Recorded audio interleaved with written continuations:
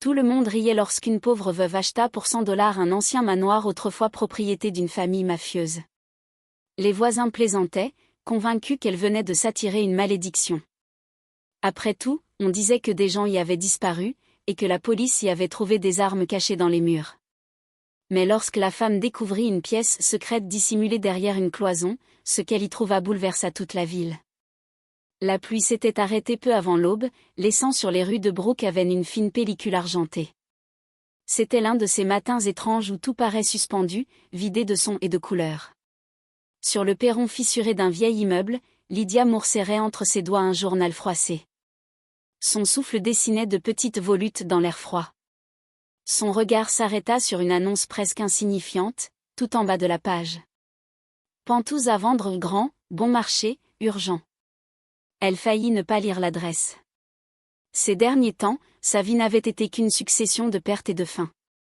Son mari, son fils et sa fille avaient trouvé la mort dans un accident de voiture, 2 ans plus tôt.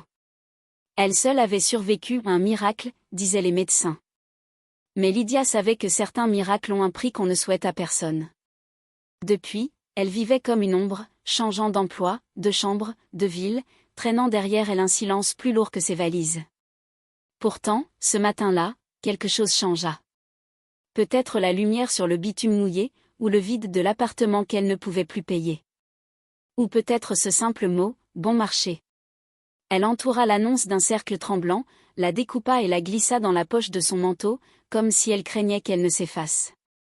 L'adresse la mena du côté industriel de la ville, un quartier oublié où les rues désertes bordaient des entrepôts croulants. Les murs de briques penchaient, fatigués, et sa petite voiture cahotait sur l'asphalte fissuré. Derrière un portail de fer rouillé, elle aperçut enfin la maison. Elle se dressait là, massive, recouverte de lierre, ses fenêtres noires et muettes comme des yeux clos. Autrefois, ce manoir appartenait à Domenico Rosini, un nom que les anciens prononçaient encore à voix basse. Un homme craint et admiré, maître autoproclamé du quartier nord. Son empire s'était effondré 20 ans plus tôt, laissant derrière lui des rumeurs de trahison, de meurtres et de coffres remplis d'argent jamais retrouvés. Depuis sa disparition, la demeure avait été saisie par la ville mais personne n'avait osé y vivre à nouveau. L'agent immobilier qui l'attendait au portail paraissait nerveux, jetant des coups d'œil pressés à sa montre.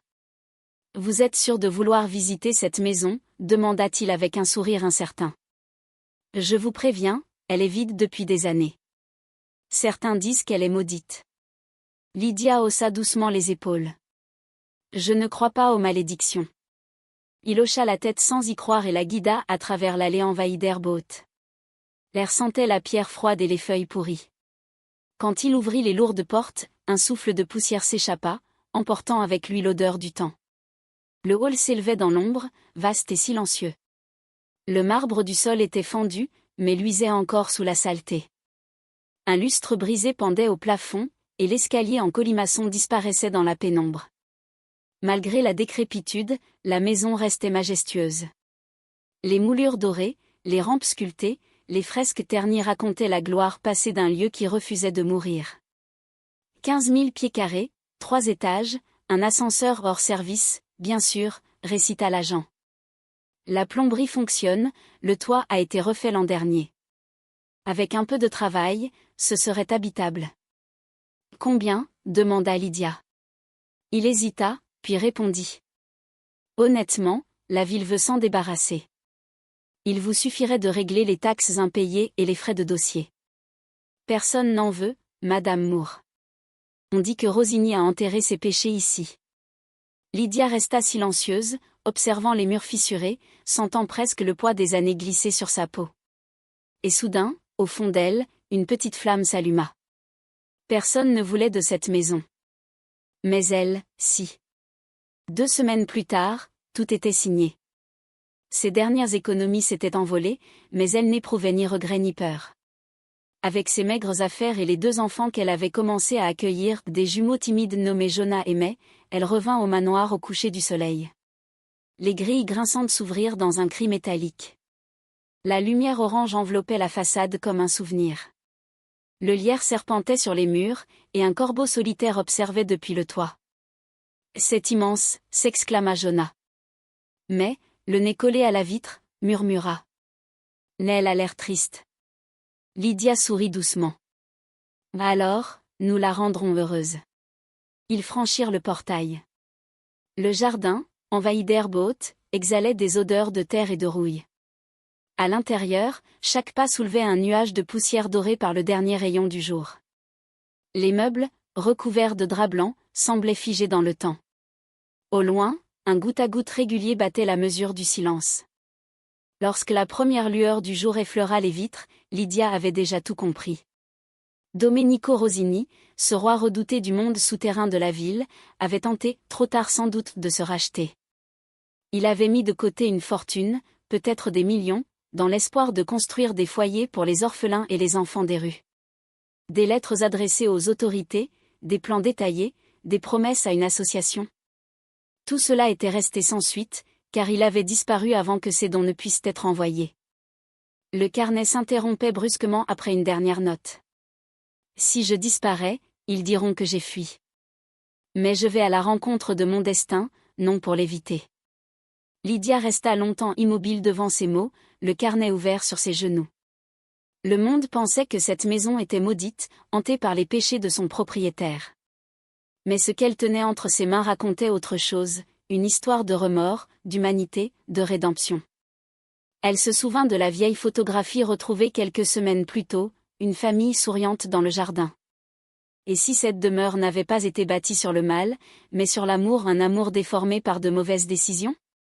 Quand Jonah descendit, encore ensommeillé, il la trouva toujours assise là. « Tu n'as pas dormi ?» demanda-t-il. Lydia eut un léger sourire. « Je crois bien que non. » Elle lui tendit les photos.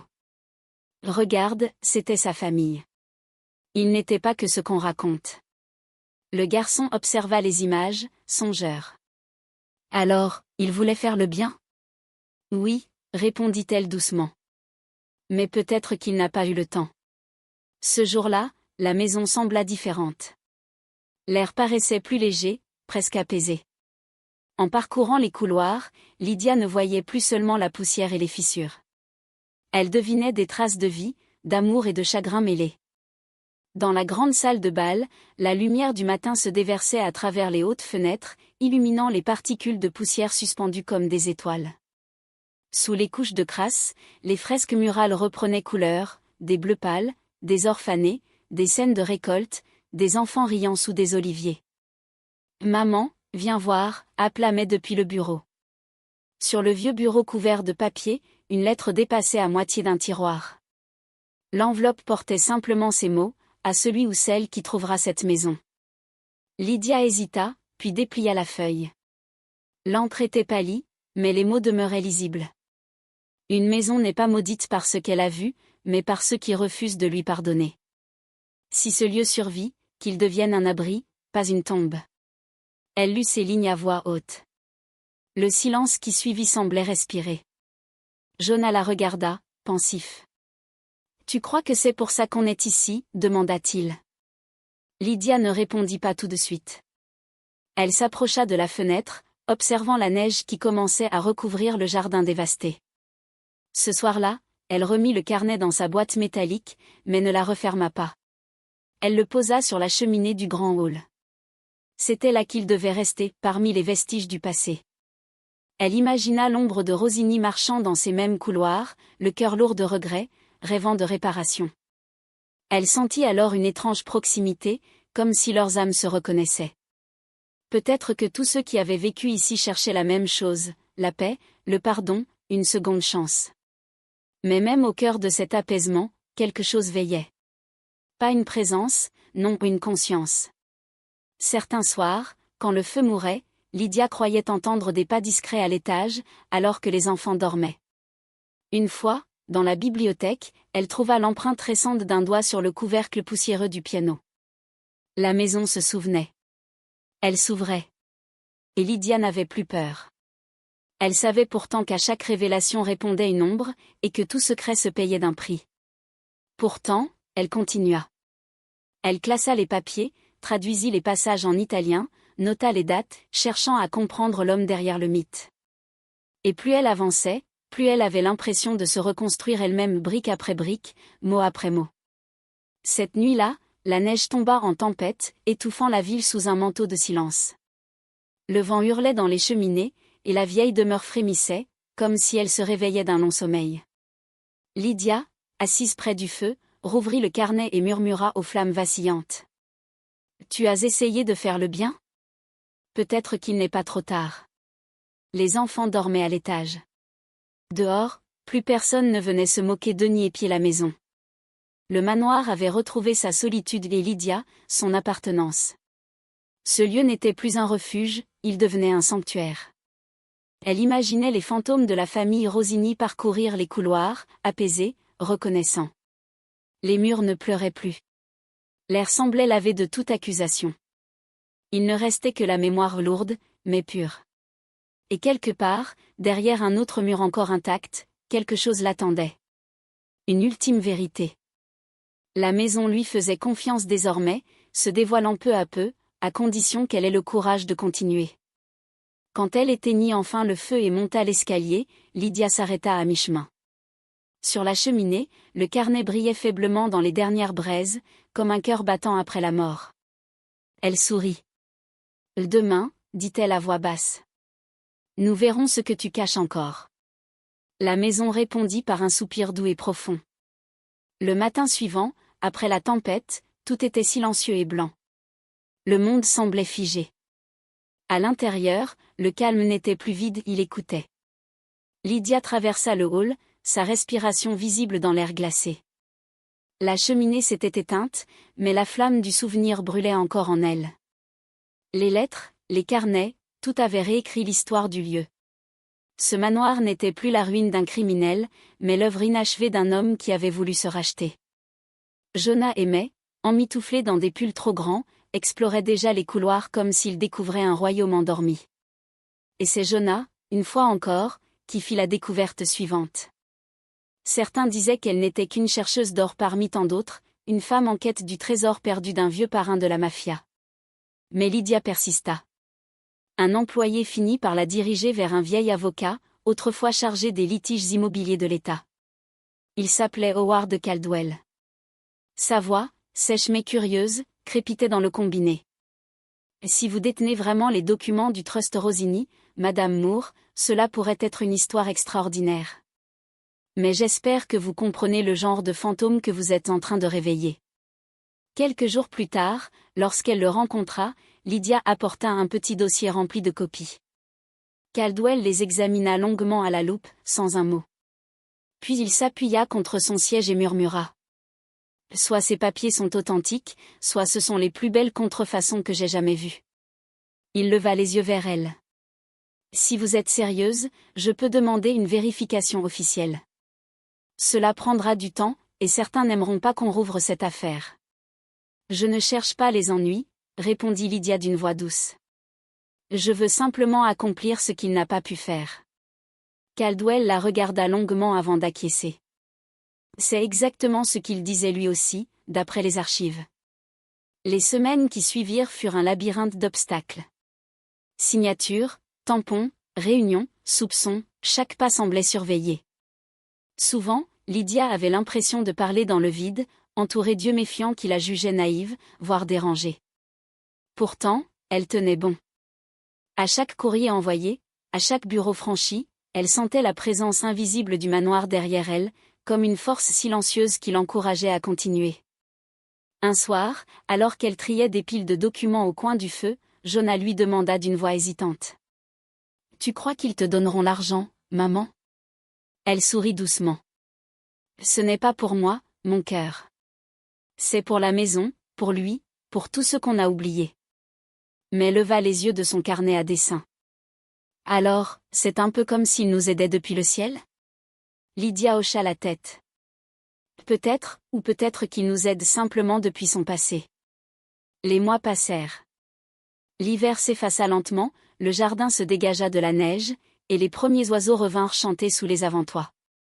Un matin de printemps, une lettre scellée du sceau de l'État arriva. Les mains tremblantes, Lydia l'ouvrit.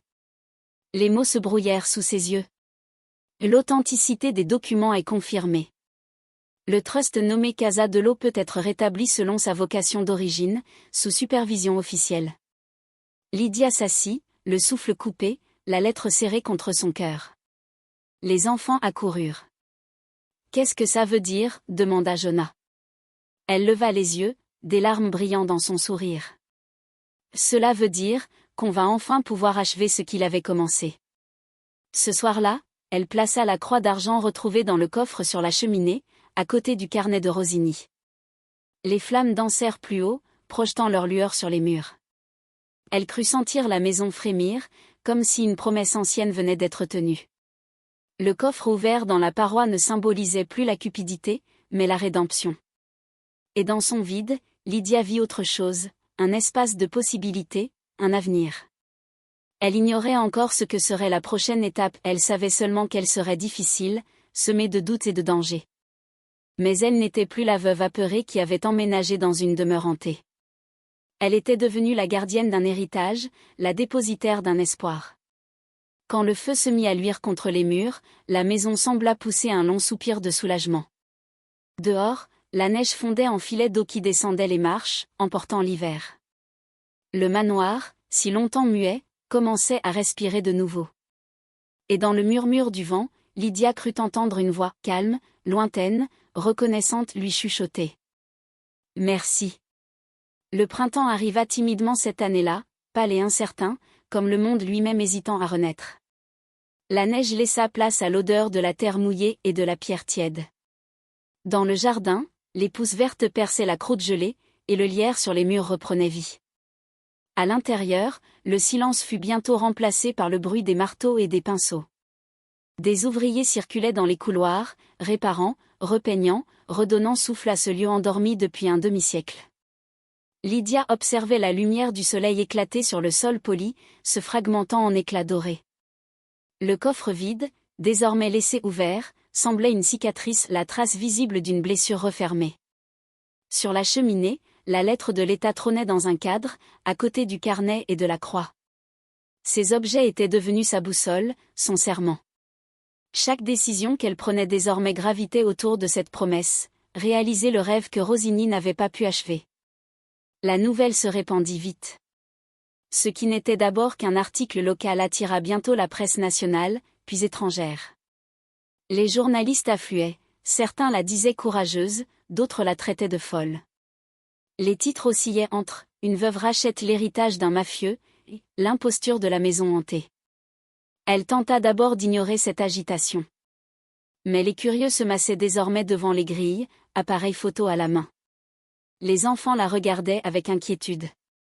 Lydia se sentait à nouveau étrangère dans sa propre maison, non plus entourée de fantômes du passé, mais de ceux de la rumeur et du doute. Puis arriva la première lettre anonyme. Une enveloppe sans adresse, une écriture dure, presque gravée dans le papier. « Laissez cela enfoui, Madame Moore. Vous ignorez ce que vous réveillez. » Elle la jeta au feu, mais ses mains tremblaient.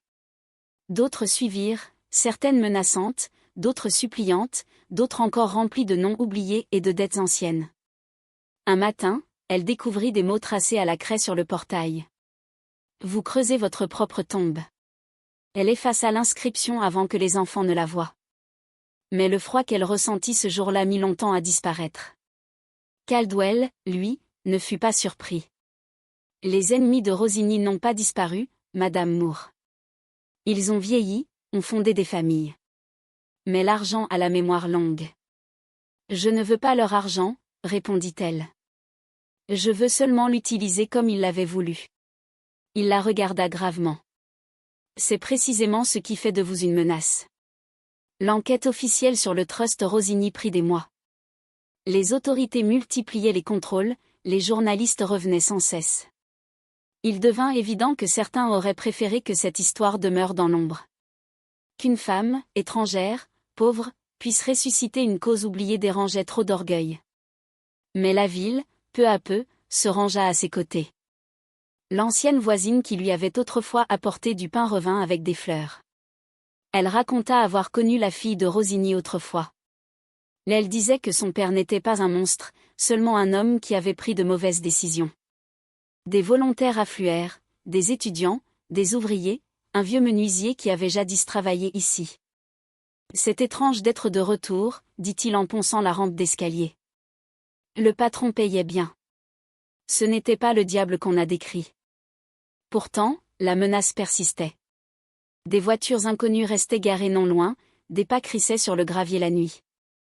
Un soir, un carreau se brisa. Une pierre avait été lancée. Autour, un papier roulé, arrêté. C'est votre dernier avertissement. Lydia resta immobile un long moment, puis jeta le message dans le feu. Elle ne prévint personne. Elle savait que la peur n'arrêterait rien. Le lendemain, elle prit les mains de ses enfants. Vous vous souvenez de ce que je vous ai dit sur Monsieur Rosigny? Qu'il voulait réparer ses erreurs, répondit Jonah. Mais qu'on l'aide, ajouta May. Alors on continue, peu importe ce qu'ils disent. Ce jour-là, elle décida de parler publiquement. Devant les caméras, elle raconta tout, le carnet, le projet, la maison de miséricorde que Rosigny voulait bâtir. Il a construit une demeure de pouvoir, dit-elle, mais il voulait en faire une maison de bonté. Et je crois que cette intention compte encore. L'histoire fit le tour du pays. Les lettres affluèrent, cette fois porteuses d'espoir. Certains envoyaient de petites sommes, d'autres proposaient leur aide. Des étudiants lancèrent une campagne en ligne. Pour la première fois, le rire moqueur s'effaça devant l'admiration. Mais la lumière attire toujours l'ombre. Une nuit, alors qu'elle faisait la vaisselle, le téléphone sonna. Elle décrocha. Silence. Puis une respiration. Et enfin, une voix grave murmura. Vous croyez le sauver? Vous ne faites que réécrire des mensonges. La ligne se coupa. Lydia resta immobile, le cœur battant. Elle comprit alors que la vérité ne dérange pas parce qu'elle détruit, mais parce qu'elle oblige à se souvenir. Le lendemain matin, Howard Caldwell appela Lydia. Sa voix tremblait d'un mélange d'étonnement et d'admiration. Le comité d'évaluation s'est réuni hier, dit-il. Ils ont décidé de débloquer une partie des fonds pour la restauration du manoir, à titre provisoire. Vous avez réussi, Madame Moore. Lydia se laissa tomber sur une chaise, les doigts crispés sur le rebord de la table. Caldwell ajouta doucement, c'est bien réel, aussi réel que tout ce qui est sorti du passé de cet homme. Mais soyez prudente. Certains ne vous pardonneront pas votre succès. Ce soir-là, Lydia retourna dans le grand hall, là où le vieux coffre-fort bâillait encore, encastré dans le mur. Le vent s'infiltrait par les fenêtres brisées, charriant une légère odeur de pluie. Elle entendait les rires des enfants à l'étage, leur voix résonnant contre le marbre. Pour la première fois depuis longtemps, ces sons ne semblaient plus étrangers. Le manoir, lentement, apprenait à accepter la joie. Avant de se coucher, elle s'arrêta près de la cheminée, où reposait le vieux carnet retrouvé dans la cache. La lumière vacillante des bougies effleurait la couverture usée. Elle l'ouvrit à la première page, pour ceux qui ne connaîtront jamais la vérité. Un sourire discret effleura ses lèvres. Nous la connaissons désormais, murmura-t-elle. Dehors, le tonnerre grondait à l'horizon, mais cette fois, la peur des tempêtes ne l'atteignait plus. Elle savait que la maison avait affronté bien pire et elle aussi. Ce qui l'émouvait désormais n'était plus la crainte du danger, mais la conscience du devoir, cette sensation d'accomplir quelque chose de plus grand qu'elle, une œuvre que le temps avait attendue pour renaître. Les semaines suivantes, les ouvriers revinrent, cette fois payés grâce aux fonds libérés. On réparait le toit, remplaçait les vitres, restaurait les escaliers de marbre menant à l'étage. Chaque coup de marteau résonnait comme une approbation. Des bénévoles arrivaient chaque jour, certains apportant de la nourriture, d'autres offrant leurs bras pour nettoyer le jardin. Le rire des travailleurs se mêlait au chant des oiseaux nichés dans le lierre. Peu à peu, le manoir ne paraissait plus hanté. Il reprenait vie. Un après-midi, alors que le soleil dorait les couloirs, une jeune journaliste lui demanda si elle croyait que le fantôme de Rosigny veillait sur elle. Lydia sourit. Peut-être, répondit-elle. Mais je crois surtout qu'il se repose enfin. Cette nuit-là, elle s'arrêta encore devant le coffre-fort. Elle songea à tout ce qu'il avait contenu autrefois, la peur, la honte, le secret. À présent, il était vide, mais apaisé. L'air sentait la peinture fraîche et le plâtre neuf. Elle posa la main sur la porte métallique et murmura « Nous l'avons fait, Domenico ». Un souffle presque humain sembla répondre, suivi d'un rire léger, comme celui d'un homme qui retrouve enfin la paix. Le silence qui suivit n'était pas vide, mais plein le calme de l'âme après la confession. Dehors, la nuit enveloppait la demeure comme une bénédiction, et la lumière des étoiles se reflétait sur les hautes fenêtres. Lydia resta là longtemps, la main posée sur le mur. De la dérision à la rédemption, du deuil à la lumière, le chemin avait été long. Les murmures du passé étaient encore là, mais désormais, ils guidaient plutôt qu'ils ne hantaient. Les fantômes de la cupidité avaient cédé la place à la respiration de l'espérance. Les jours passèrent, et la métamorphose s'accomplit. Le manoir vibrait désormais du rythme des travaux et des rires d'enfants. Les murs repeints d'or pâle reflétaient la lumière du soleil, les chandeliers retrouvaient leur éclat, et la grande salle n'était plus un mausolée mais un foyer. Lydia circulait parmi les ouvriers, les cheveux attachés, les mains couvertes de peinture. Elle donnait des ordres, transportait des planches, essuyait la sueur de son front sans jamais se plaindre. Aux yeux de tous, elle semblait renaître. Mais elle seule savait combien elle avait failli renoncer avant tout cela. La lettre confirmant la libération partielle du fonds Rosigny reposait toujours sur sa table de nuit, pliée et dépliée jusqu'à s'assouplir. Ce papier était bien plus qu'une autorisation, c'était une victoire silencieuse. Les enfants, Jonah et May, couraient dans les couloirs, riant aux éclats, transformant les échafaudages en forteresses imaginaires. Leur bonheur effaçait la malédiction. Chaque matin, Lydia ouvrait les grandes portes pour laisser le soleil envahir le hall. Elle disait que cela aidait la maison à respirer. Les voisins, jadis moqueurs, s'arrêtaient désormais pour lui adresser un signe de la main. Certains venaient même aider. Le manoir devenait un projet commun, un symbole de renaissance partagée. Le printemps céda la place à l'été, et les transformations se multiplièrent. La bibliothèque, jadis étouffée de poussière, devint le cœur de la maison. Les rayonnages, neufs et chargés de livres offerts, redonnaient au lieu son âme. Le vieux piano restauré reprit vie sous les doigts hésitants de May. Et parfois, Lydia croyait entendre à travers ses notes le rire d'une autre enfant, disparue depuis longtemps, la fille de Rosigny, Julia. Dans la cour, la fontaine, longtemps muette, se remit à chanter. Les voisins applaudirent quand jaillit le premier jet d'eau argenté. C'était le symbole d'une promesse tenue. Un jour, un ouvrier découvrit derrière un panneau de bois une petite boîte verrouillée. À l'intérieur, un cheval en bois, usé mais intact. Lydia le plaça sur la cheminée, à côté du carnet et de la croix retrouvée dans la cache. Un vestige d'amour ressurgit du passé, un souvenir réhabilité. Les mois passèrent, et la maison accueillit enfin ses premiers enfants. Certains venaient d'orphelinats, d'autres de familles brisées. Lydia les accueillait un à un, leur montrant les chambres claires, les lits neufs, les fenêtres grandes ouvertes. Elle leur promettait non pas un refuge, mais un foyer. Et lorsque leurs rires remplirent les couloirs, la malédiction du silence disparut pour de bon. Le manoir de Rosigny n'était plus un vestige du crime. Il était devenu un lieu de pardon. Un abri pour la lumière. Les années suivantes virent la création officielle de la Maison de l'eau, la Maison de la lumière. Les dons affluèrent, des écoles, des entreprises, parfois même d'anciens associés de Rosigny. Ce qui avait commencé comme un acte de folie solitaire était devenu un symbole de rédemption. Lydia vieillissait doucement, mais son regard restait vif, habité par la paix. Chaque soir, elle lisait quelques lignes du vieux carnet. Elle ne cherchait plus à comprendre, seulement à se souvenir. Une phrase y revenait sans cesse. Un homme ne peut effacer ce qu'il a bâti dans l'ombre, mais il peut laisser une lumière derrière lui pour ceux qui oseront la porter. Et Lydia avait porté cette lumière, sans jamais s'en rendre compte. Quand elle s'éteignit un matin de printemps, on la retrouva assise près de la fenêtre, un sourire paisible aux lèvres, le carnet ouvert sur ses genoux. La ville entière pleura sa disparition. On grava sur une plaque, près de la fontaine, ces mots qu'elle avait souvent prononcés. Même la maison la plus sombre peut apprendre à laisser entrer la lumière. Depuis ce jour, on dit que le manoir respire encore. Les rires des enfants s'y mêlent au murmure de l'eau. Et parfois, à la tombée du soir, on jurerait apercevoir une silhouette bienveillante dans l'embrasure de la porte.